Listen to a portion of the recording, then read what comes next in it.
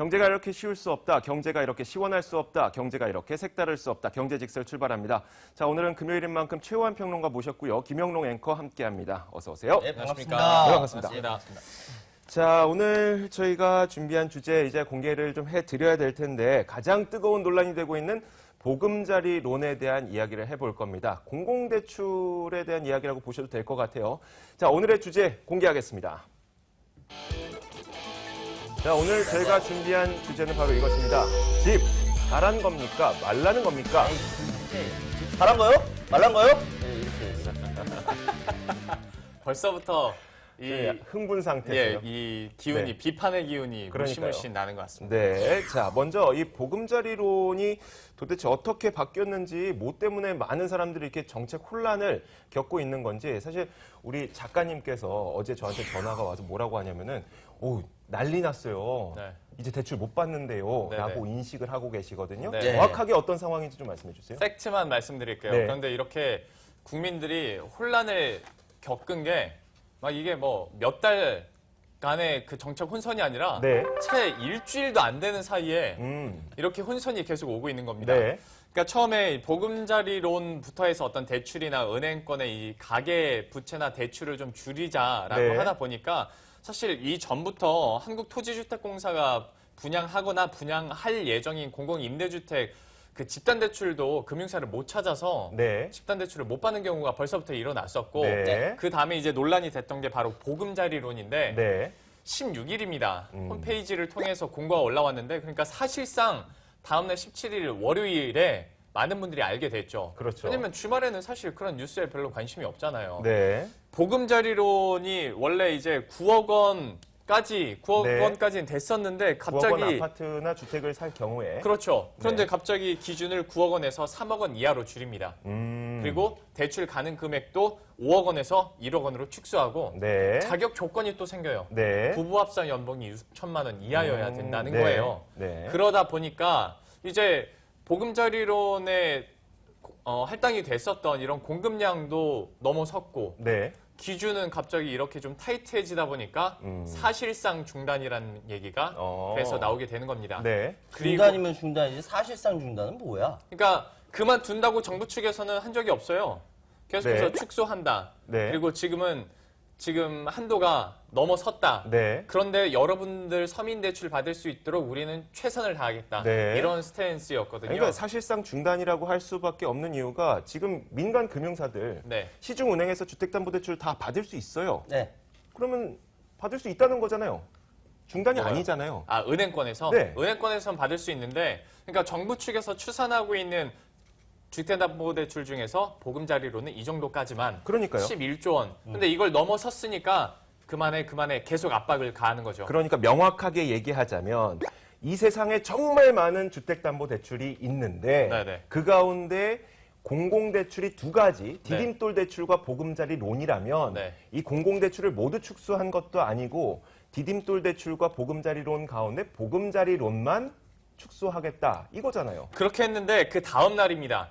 적격 대출에 대해서도 네. 사실상 중단 사태가 일어나다 보니까 그때부터 더 멘붕이 오는 거예요. 네. 그러니까 보금자리론 못지않게 장기 고정금리인 적격 대출도 역시 서민들이 내 집 마련할 때 많이 찾는 금융상품 중 하나거든요. 네. 근데 이것도 이제 사실상 중단. 왜냐면 16조 원 예상했는데 이미 16조 원 넘어섰어. 네. 그럼 못 받는다는 거잖아요. 네. 그렇게 하다 보면. 그러니까 이제 그때부터 야, 그러면 내 집 마련 계획하고 있던 사람들은 어떻게 하라는 거야? 사실 이 적격 대출도 마찬가지로 은행권에서는 애시당초 그만뒀었어요. 네네. 네. 그런데 이제 정부에서, 그러니까 이거는 정부 입장이 중요한 거잖아요. 네. 어떤 정책 면에 네. 대해서. 네. 은행권에서는 그래요. 은행 가서 반려당할 수 있는 건 있는 건데 네.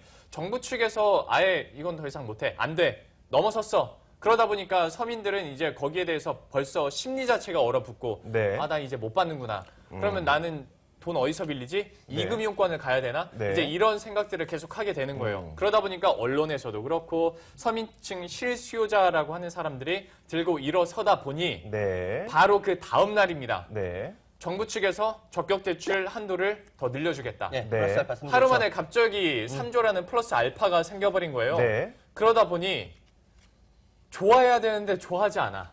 왜냐? 자. 야, 뭐 하루 만에 이렇게 쫙쫙 바뀌고 3조라는 게 뭐 플러스 알파가 생기긴 했지만 네. 뭐 이거를 내가 다 받을 수 있을까라는 뭐 의구심이 들 뿐더러 갑자기 뒤에다가 그 9억 원 언저리에 있는 한 8억 원 아파트 살 수 네. 있는 사람들은 보금자리론 강탈당했잖아요. 네. 그러다 보니까 적격대출 6억 원 이상에서 9억 원 이하는 적격대출을 받을 수 있게 해주겠다라고 네. 같이 얘기를 했는데 사실 이게 납득이 안 가는 거죠. 야, 어제까지 안 되는 거였는데 자, 오늘 갑자기 돼? 여기에서 뭐냐면 네. 일단 적격 대출의 경우에는 은행권이 갖고 있는 돈을 이용해서 대출을 해주는 거예요. 정부가 은행권이 소관은 하지만 네. 정부 측에서 이렇게 내려오는 하나의 사업 중에 하나로 그러니까 보는 게 더 적격 가깝죠. 대출이라고 하는 것은 이제 정부에서 보증을 해주되 그렇죠. 돈은 네 돈으로 써라. 은행이 은행에서 직접 주관하는 대출해라. 거죠. 네. 예. 하지만 이 보금자리로는 성격이 다를 수밖에 없는 게 은행 대출이 아니죠. 그렇죠. 이제 주택금융공사가 정부 측에서. 갖고 네. 있는 금액을 이용해서 대출을 해주는 거니까 네. 돈의 소스 자체가 다르다는 거죠. 그러니까 여기서 플러스 알파가 나올 수 있는 게 은행들은 다 자기의 뭐라고 그러죠? 그 BIS 비율, 네네. 자신들의 어느 정도의 돈을 갖고 있어야 되잖아요. 돈을 갖고 있고 그 이상의 돈이 있으니까 플러스 알파가 가능한 것. 네. 그리고 보금자리로는 이 지금 주택금융공사에게 주어진 한도가 있었기 때문에 플러스 알파가 힘든 것. 이렇게 분명히 나눠야죠. 그런데 이제 네. 그 플러스 알파에 대해서 의구심이 드는 거예요. 어제까지는 11조가 마지노선이었는데 네. 야 갑자기 하루 만에 3조 원을 늘려? 음. 그러면 솔직히 말해서 야 앞으로도 더 늘리면 되잖아. 아니죠. 제 말이 그거죠. 이런 식으로. 제 말이 그거죠. 그러니까 은행들은 돈을 다 갖고 있잖아요. 네. 그러니까 은행이 우리나라에 몇 개가 있습니까? 그 여러 개의 은행들이 그 3조 원을 더 늘렸다고 했으면 네네. 3조 원을 뭐 하나에서 5천억, 하나에서 5천억, 하나에서 5천억. 이거는 그렇게 어렵지 않겠죠. 하지만 주택금융공사는 지금 자신들이 갖고 있는 10조 원이라는 금액이 있었는데 네. 10조 원에서 1조 원 늘어나고 2조 원 늘어나면은 그건 충격이 커요. 주택금융공사가 만약에 재정 건전성이 너무나도 나빠지게 된다면 주택연금도 못 받습니다. 주택연금 지금 그 많은 노인분들을 근데 위해서 네. 그 논리대로라면 은행권에서도 5천억 원 부담 안 되니까 나중에 또 5천 원씩 더 걷자. 나중에 또 5천 원씩 더 걷자. 뭐 이거는 이제 네. 계속 평행 이론으로 그러니까 가는 거예요. 문제는 뭐냐면은 예. 현재 문제는 지금 보금자리론이라는 것은 예전부터 정부에서 그 얘기했어요. 집 사세요. 네. 빚내서 집 사세요라고 하는 차원에서 지금 상황이 전체적으로 어떻다니까 빚내서 집 사셔도 됩니다 해가지고 그 대안으로 나온 것이 보금자리론이에요. 네. 서민대로 집을 사라 그랬어요. 네. 근데 이것이 바뀐 거잖아요. 네. 집 사면 안 돼요. 네. 이유가 뭐예요? 했더니 사실은 실제로 그렇게 얘기했어요. 저희가 예측을 잘못했습니다. 공급 수요를 네, 전혀. 공급수요를 네. 잘못했어요. 네. 그러니까 저희가 돈을 못 빌려드려요. 돈이 없어요. 라고 얘기하는 겁니다. 사실- 이 부분에 네. 대해 책임을 누가 져야 되느냐? 서민들이십니까? 아니거든요. 빚내서 집 살라고 했어요. 내 주변에 빚내서 집 사는 사람 많아요. 네. 저 타이밍을 놓쳤어요. 네. 왜 이제 주변 사람들이 지금 힘들어하는 거예요. 네. 나 이번 11월 달에 하려고 했는데 막혔네? 9억 원에서 5억 원으로? 자, 3억 그러면은 원으로? 그 사례자분이 어떤 사례자분인지 한번 여쭤보고 싶네요. 그러니까 어느 정도의 빚을 내시려는 사람이었어요. 그러니까 얼마짜리 아파트를 사시려고 하셨던 분인지. 빚내서 집 살려고 하는 제 평론가 친구가 있어요. 네. 샀어요.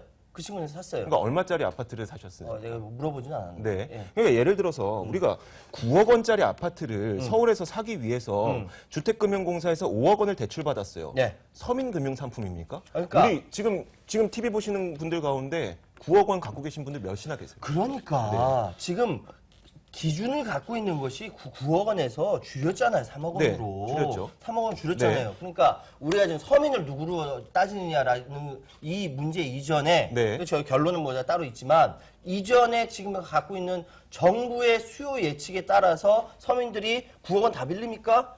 5억 원 빌립니까? 3억 원 빌립니까? 자기가 주머니에 맞춰서 빌리는 거 아니에요. 네. 근데 그러한 것들이 조변석길 아까 얘기했잖아요. 지금 16일이라고 했는데 거기 공지사항 보면요. 네. 그럼 어떻게 14일로 돼 있어요. 예, 미리 그렇게 돼 있어. 네. 갑자기 바꾼 거예요. 사람들이 굉장히 황당해하잖아. 네. 이게 황당해하는 거 뭐 이해 못 하세요? 사람들 황당해하고 이게 뭐야? 라고 정부 정책의 연속성이 없잖아? 라고 얘기하잖아요. 네. 그 이걸 이해 못 하냐고. 아니 그 측면에 대해서는 저도 이해를 합니다. 네. 그러니까 일단 우리에게 이틀밖에 주어지지 않았다는 것도 이해를 하고 주말 끼고. 주말 끼고 네. 뭐 3일 정도 밖에 주어지지 않았다는 것도 이해를 하지만 결국 저는 이 보금자리론이 그래도 축소가 된 게 진짜 서민들. 그러니까 사실 그 최평님의 친구분이 정말 얼마나 서민인지 잘 모르겠지만 제가 대출을 받음으로써 3억 원도, 그러니까 1억 원도 빌리기 어려워하는 사람들 분명히 있다는 얘기예요. 그렇죠, 그러면 있죠. 그분들이 내가 대출을 받음으로써 그분들이 대출받지 못하게 되는 그런 상황이 펼쳐지게 된다는 거죠. 이걸 막기 위해서는 보금자리론의 기준 자체가 높아진 게 저는 맞다고 보는 거고요. 그렇게 얘기한다면 차라리 아예 그런 사람들은 네. 밑에서 SOC, 네. 사회보장으로 보호해줘야 되는 부분이고 지금 정부에서 이야기한 거는 그 9억 원에서 3억 원으로 내렸다라는 이 자체는 그러면 아예 처음부터 떼야지. 서민금융 이거 아예 떼버려야 되는 거 아니야. 그러니까 우리가 정말 영화에서 자주 나왔던 그 말이 있지 않습니까? 호의가 계속되니까 권리인 줄 안다. 사실 에이, 저기 원래 저거 서민금융 알았어, 안 되지. 그 보금자리론 처음에 나왔을 잠깐만요, 때는 잠깐만요. 기준 3억 원이었어요. 아니, 그거 국민들은 잠깐만요. 네. 세금 내고 사는데 두 분이 이제 같은 정책 혼선이 네. 있습니다만 두 분이 약간 흥분을 하신 것 같아서. 네. 근데 각자의 입장을 들어보면 다 맞는 말이기도 하고. 네. 근데 오늘은 두 분이 조금 더 좀 이렇게 논쟁을 이것도 하나의 토론이잖아요. 네, 토론이죠. 네. 예. 그러다 보니까 오늘은 좀 특별하게 네. 이조 앵커가 여기 와서 하시고 아, 좋습니다. 그러면 제가 중간에서 좀 너무 핫하다 과열됐나 할 때만 한번 말리고 네. 어때? 네. 괜찮으세요? 예, 알겠습니다. 네, 그러면 저는 제가 자리를 네. 그러면 이쪽으로 네, 옮겨 알겠습니다. 갈게요. 그러면 알겠습니다. 저희가 좀 진짜 특별하게 싸움 시킨 거예요. 저희가 야, 특별하게 우리 오늘은 왜냐면 어, 오늘 두 분이 네. 너무 두 논객께서 너무 논계까지는 아니고 네, 이렇게 막 올라서 네. 제가 잠깐 어, 사회를 그래요. 보고 두 분의 자. 의견을 각자 들어보도록 자, 하겠습니다. 그러면 제가 네. 잠깐만요. 네. 네. 괜찮아. 네, 네, 자, 알겠습니다. 괜찮아. 자, 네. 그러면 지금부터 코너 속의 코너 20분 토론 네. 예, 시작을 해보도록 하겠습니다. 오늘 네. 두 논객과 함께하고 있는데요. 예, 반갑습니다. 예, 네, 정부의 반갑습니다. 공공대출 네. 문제점에 대해서 이런 공공정책이 약간 한 3, 4일 사이에 네. 오락가락 갈짓자를 편 거에 대해서 함께 토론을 나누고 있습니다. 네. 우선 최유한 평론가께서 현재 상황 그리고 지금 생각들 한번 얘기를 질문을 제가 먼저 할게요. 네. 뭐냐면은 얼마 전에 국정감사장에서 어떤 네. 이야기했으면 김영주 의원이 정부 정책 이틀 만에 손바닥처럼 뒤집어서 되느냐라고 네. 얘기했을 때 뭐 지금 추세대로 한다면 뭐 돈이 더 많이 나가니까 안 된다라고 해서 결국 어떻게 됐냐면 임종영 금융위원장이 네. 서민들에게 집중적으로 남아있는 여력을 집중하기 위해서라는 점을 말씀드립니다. 나 이게 무슨 말인지 모르겠어. 서민들에게 집중하기 위해서 집중적으로 남아있는 여력을 집중하기 이게 해석 좀 해주세요. 무슨 말이에요? 자, 제가 해석해 드릴게요. 예, 해석해 주세요. 예를 들어서 제가 9억 원짜리 아파트를 사고 싶어요. 예. 그래서 5억 대출을 받았어요. 예. 그래서 보금자리론에서는 5억 대출까지 가능하기 때문에 받았습니다. 네. 제가 받음으로써 진짜 서민들 3억 원짜리 집도 못 사서 1억 원 대출 받아서 나머지 2억 겨우겨우 마련해 12년 동안 뭐 20년 동안 돈을 겨우겨우 모으신 분들 예. 그분들이 제가 대출을 받음으로써 못 받게 됐잖아요. 제가 기회비용을 뺏어버린 거잖아요. 그러면 원래 보금자리론이 처음에 탄생할 때까지만 하더라도 3억 원 기준 맞았어요. 3억 원 기준에다가 1억 대출까지 가능하고 진짜 서민들을 위해서 론을 만들겠다 해서 그렇게 만들었었죠. 물론 그때는 그 자격 조건이라고 해서 부부 합산 연소득 6천만 원은 없었지만 예. 근데 이게 이제 너무 많이 받다 보니까 그런 조건을 세워서 다시 원상복귀가 된 거지 우리가 지금까지 당연히 누리고 있었던 권리를 빼앗아간 게 아닌데 사람들은 그렇게 생각을 하고 있다는 거죠. 그럼 제가 거기에 대해서 비판을 네, 드리겠습니다. 네. 그럼 맨 처음 나왔을 때 네. 왜 우리 제목이 맞아요. 집 사란 거야 말라는 거야. 네. 정부에서 맨 처음 얘기했을 때 집 사란 거야 말란 거에 대해서 명확하게 시그널을 어떻게 줬냐면 네. 헷갈리게 줬어요. 왜 헷갈리게 줬냐면은 그러니까 2014년 2월에는 가계부채 비율을 5% 낮춘다라고 하면서 신호를 냈고요. 그다음 네. 2014년 7월달 5개월 후에는 확 풀었어요. 네. 그 기억나잖아요. LTV, DTI 이야기. 네. 그 풀었죠. 그래서 갑자기 또 그러니까 15년 12월 달에는 또 네. 축소를 해요. 네. 그리고 2015년 8월 25일, 작년 8월 25일에는 가계부채 폭등 맞게 하다 또 줄여요. 자, 이게 뭐냐면은 지금 방금 이야기한 거 내가 충분히 이해하는데 네. 그럼에도 불구하고 정부가 갖고 있는 1, 2, 3, 4, 5까지 나오는 이것이 왔다 갔다 그래서 갈짓자 행보라는 거예요. 자, 정부가 어떠한 정책을 이렇게 서민들에게, 아니 시민들에게, 국민들에게 내놓을 때는 우리가 이러이러한 방향으로 가겠습니다라는 차원에서 네. 일관되게 가야 된단 말이야. 네. 그런데 왔다 갔다 하면 시장이 춤을 춰요. 거기서 가장 피해보는 사람은 누구냐 하면은 그러니까 우리 흔히 얘기하는 9억 원 이상 또는 9억 원까지 받을 수 있는 그 중산층의 문제가 아니라 네. 그리고 방금 이야기했던 그 밑에 있는 정말 서민들은 어디다 장단에 춤을 출 줄 모른다라는 거죠. 네. 제가 여기 비판의 초점은 어디냐면 정부가 자기 계획대로 원래 가지고 있었던 계획을 마스터 플랜을 주도 면밀하게 해서 세웠어야 네. 되는데 결국 돈 없어서 못 빌려드립니다. 이 가계 부채 누가 책임집니까? 다음 정권을 넘길게요. 라고 하는 집밖에 더 되느냐 이거지 내 얘기는. 자, 제가 그 여기서 네. 잠깐만 껴들도록 하겠습니다. 네. 그러니까 사실 그래요. 정책 자체가 최경환 경제부총리 시절부터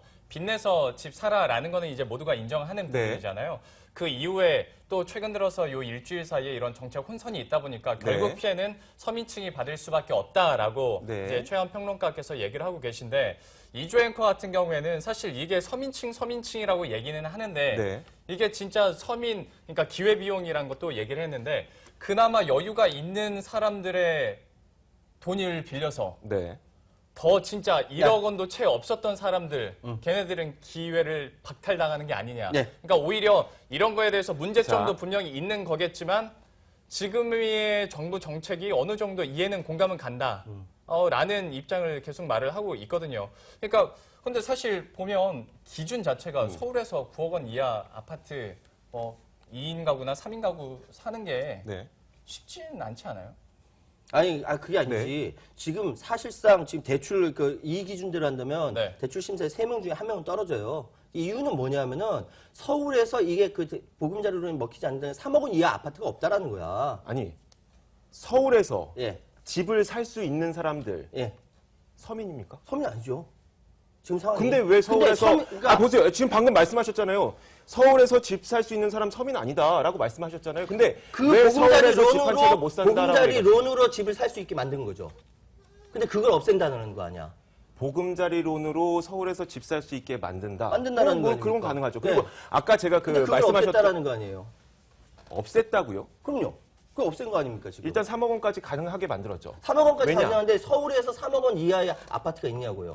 서울에서 3억 원 이하의 아파트가 지금 있냐고요. 아니 아파트뿐만 아닙니다. 기본 주택도 되고요, 일반 예. 주택도 되고 그리고 단독 주택, 빌라 이런 거 다 예, 포함되죠. 예. 왜 꼭 아파트 살아야 돼요? 아니 그러니까 지금 상황은 전체적으로 그래서 빚내서 집사라는 기조에서 아니죠. 갑자기 바뀐 거 아닙니까 아니죠. 지금? 갑자기 바뀐 적은 없었죠. 왜냐하면 빚내서 집사라는 것은 옛날부터 있긴 있었지만 예. 최근에 7월에 뭐 나왔습니까? 여신심사 가이드라인 나왔죠. 가이드라인 나왔죠. 이게 무슨 의미입니까? 예. 그러니까 가계부채를 늘리되 좀 안정적으로 늘려보자는 거 아닙니까? 그러니까 많은 분들이 조금 전에 그 표를 보여주셨는데 가계대책과 부동산 정책을 한꺼번에 묶어서 생각하고 계시기 때문에 이게 혼선이 오는 것처럼 보이는데 분명히 가계부채 대책은 안정적으로 가자는 거고 부동산 대책은 부동산을 그래도 계속 죽이지 말자는 거거든요. 맞아요. 네. 그러니까 정부가 문제라는 거야. 그러니까 무엇이냐면은 가계 대출에 관련된 대책하고 네. 그리고 그 부동산 정책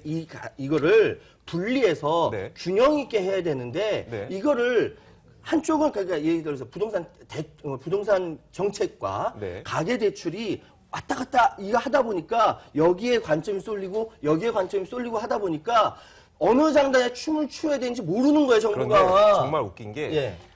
정부에서 정책을 발표할 때는 제가 그렇게 정부를 좋아하는 건 아닌데 예. 이번 건에 대해서는 저는 되게 합당하다고 생각을 하는 거거든요. 일단 가계부채 대책을 내놓을 때는요. 가계부채 대책이라고 내놓습니다. 네.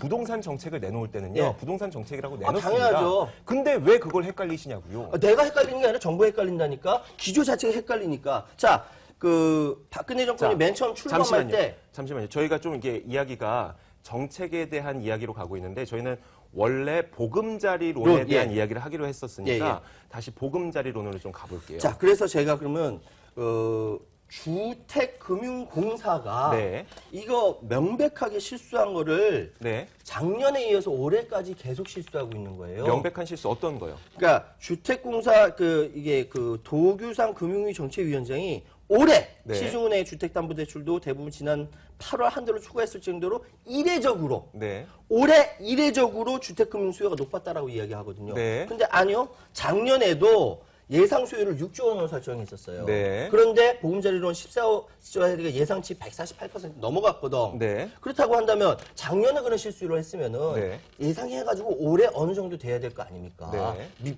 아니 사람이 경험이 있잖아요. 네. 정부도 경험이 있잖아요. 그럼 올해 맞춰야 되는데 올해 그렇게 하지 못했어요. 네네. 올해 또다시 이런 실수를 똑같이 반복하는 거예요. 무슨 원숭이입니까? 네. 예? 작년에 집은 지난번에 실수한 거 그대로 또 실수하게? 네. 근데 올해 그렇게 된 거 아닙니까? 네. 근데 이게 뭐냐면은 저는 대출 수요에 대해서 파악하지 못하는 이 정부가 제가 잘못했다.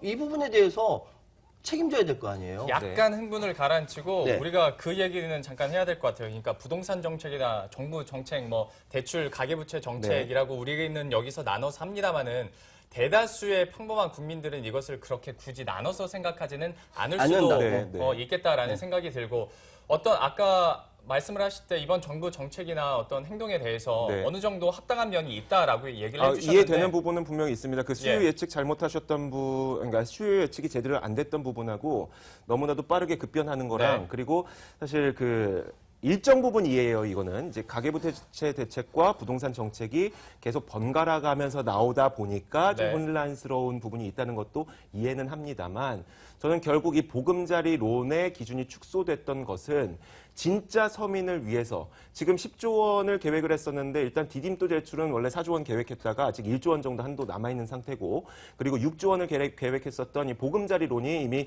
6조 원을 초과했기 때문에 보금자리론을 축소하겠다는 건데 자, 이 이야기를 계속 해볼게요.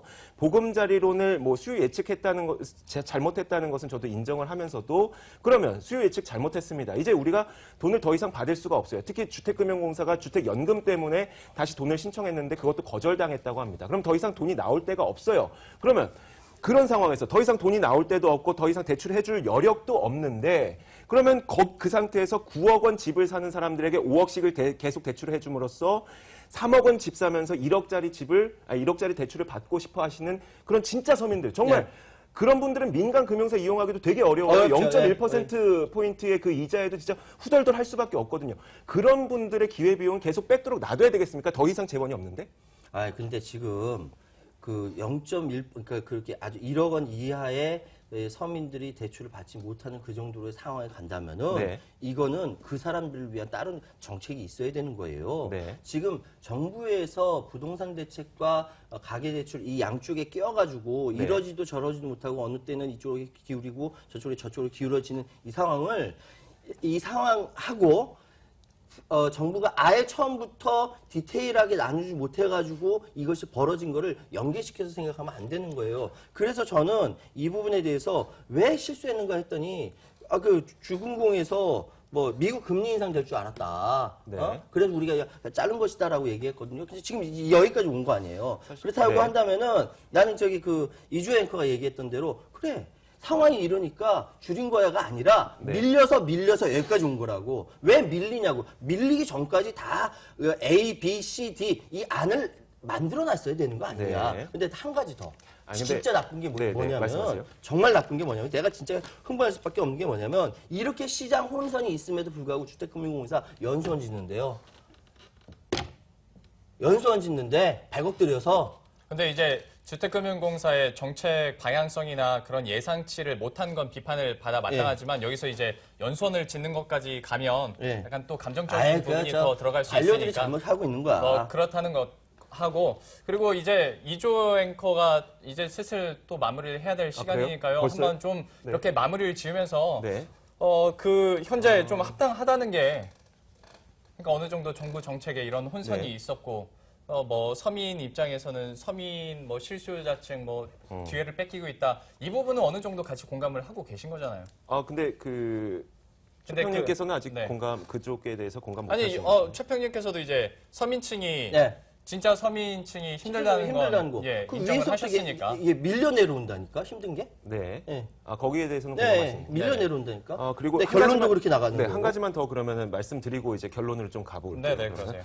일단 A, B, C, D의 모든 예상 상황을 다 이제 컨트롤을 해서 미리 네. 계획을 짜놔야 되지 않겠느냐라고 했잖아요. 근데 그게 어떻게 보면 그쪽에서 다 짜고 있습니다. 왜냐하면 그 디딤돌 대출과 이 디딤돌 대출을 보더라도 거기에서 물론 고정금리로 대출을 받을 수 있게끔 하지만 5년 뒤에 금리를 변동시킬 수 있다는 조건을 걸어놔요. 왜냐하면 그 시점이 됐을 때 금리가 어떻게 변할지 모르기 때문에 미국 금리 인상에 대한 그 불안감까지 넣어놓은 거예요. 그 시나리오까지 생각을 한 건데 이렇게 다 준비를 했음에도 불구하고 민간 금융사 쪽에서 못 받고 안 받고 보금자리 론으로 몰리다 보니까 이런 현상이 나타난 거 아니겠습니까?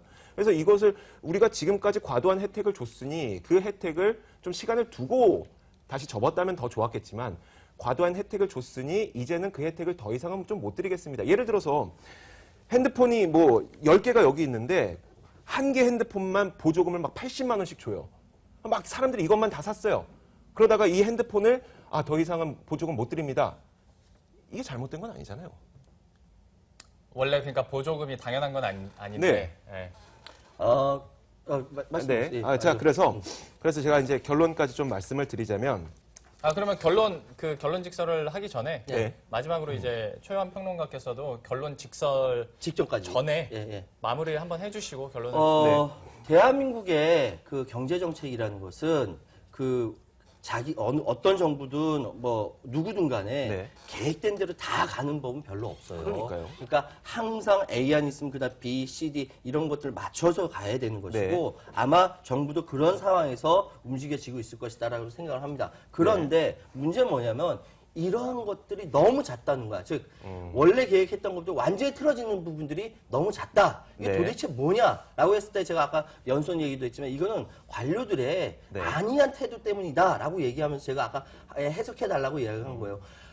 냉탕 갔다가 온탕 갔다, 냉탕 갔다가 온탕 갔다 이거 왔다 갔다 하는 바람에 진짜 피해는 어디에 갔냐면은 정말 필요할 때 돈 필요한 사람들 빌려주지 못한 서민들한테 간다. 네. 그런 이야기를 하고 싶고 그래서 이 부분에 대해서 진짜 잡아야 될 건 강남의 부동산. 지금 지난주에 다 올랐다고 정부자 다 올랐다고 하거든. 부동산 이거 잡아야 될 거 아니에요. 네. 이런 상황들까지 생각을 해야 한다.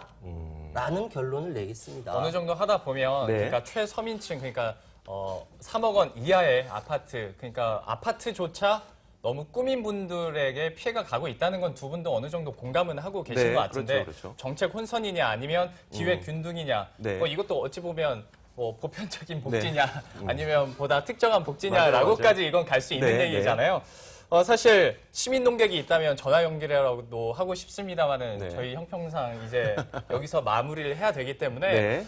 오늘은 제가 결론은 또 치우칠 수가 있어서 말씀을 안 드리는 걸로 하고요. 네. 두 분께서 결론 직설 한마디씩 해주시고 마치도록 하겠습니다. 네, 제가 그럼 먼저 하겠습니다. 네. 제가 웬만해서는 이제 카메라를 보고 얘기를 잘 안 하잖아요. 이제 네, 우리끼리 네, 그렇죠. 얘기하다 예. 보니까 오늘은 제가 좀 카메라를 보고 얘기를 하고 싶은데 자, 여러분들에게 여러분들은 누가 서민이라고 생각하시는지 한번 여쭤보고 싶습니다. 과연 서울에서 9억 원짜리 아파트를 사는 사람이 서민인지 아니면은 지방에서 3억 원짜리 그 빌라도 사기 어려워서 대출을 겨우 받아야 되는 사람이 서민인지라는 그 질문을 먼저 드리고 싶고 요즘에 저금리 기조에 다들 고생하면서 살다 보니까 모두 다 내가 서민이다라고 생각을 하고 사는 것 같아요. 심지어 한 설문조사에서는 연봉 1억 원의 직장인도 나는 중산층이다 이렇게 생각을 한다고 하더라고요. 제 생각에 저는 서민이 아닙니다. 저는 서민이 아니에요. 저보다 경제적 여건이 더 안 좋은 분들 그런 분들이 서민이라고 생각합니다. 내가 서민이라고 생각하고 국가에서 내려주는 어떤 모든 혜택을 내가 다 누리려고 하다가는 그 순간 실질적으로 실제 혜택을 받아야 되는 실제 서민들이 그 혜택을 상대적으로 받지 못하는 경우가 생길 수 있다는 생각인 거죠. 그래서 우리 다 같이 나는 서민이 아니다. 나보다 더 어려운 사람이 서민이다. 이런 마음가짐으로 살아야 되지 않을까라는 생각에 나는 서민이 아니다. 라고 얘기를 했고 그리고 보금자리론이 원상복귀된 것은 아주 바람직하다고 판단을 내리고 있습니다. 이조 앵커의 결론 직설을 들어봤는데요. 네. 내년 대선 생각하고 계신 건 아니죠? 예, 이제 약간 자꾸 그런- 엮지 마세요. 저는. 그런 느낌을 받아서. 자, 마지막으로 최요한 평론가께서 결론 직설 내주시죠. 강남을 중심으로 집값 급등세가 줄어들지 않자 근본적인 수요 억제 조치 대신 또다시 가계대출 총량만 줄이는 헷갈린 냉탕과 온탕을 오고 가고 있는 이 정책에 대해서는 저는 단언코 반대하고요. 문제는 졸속 네. 졸속의 가장 큰 피해자는 서민이라는 부분, 이 부분을 명심하셔야 할 것입니다. 네, 이렇게 해서 최근에 좀 오락가락 그리고 서민들 사이에서 국민들 사이에서 혼선이 있었던 정부의 정책들에 대해서 저희가 이야기를 해봤고요. 경제직설은 여기서 마치도록 하겠습니다. 오늘은 특별히 쫄았어. 이렇게 손인사를 하지 않고 네. 두 분이서 훈훈하게 악수하고 네. 물리적 거리가 가능하다면 한번 안아주시고 마치도록 하겠습니다. 않을까요? 예, 경제직설 여기서 마치도록 하겠습니다. 오늘도 수고하셨습니다. 네, 수고하셨습니다. 고맙습니다. 자, 하나.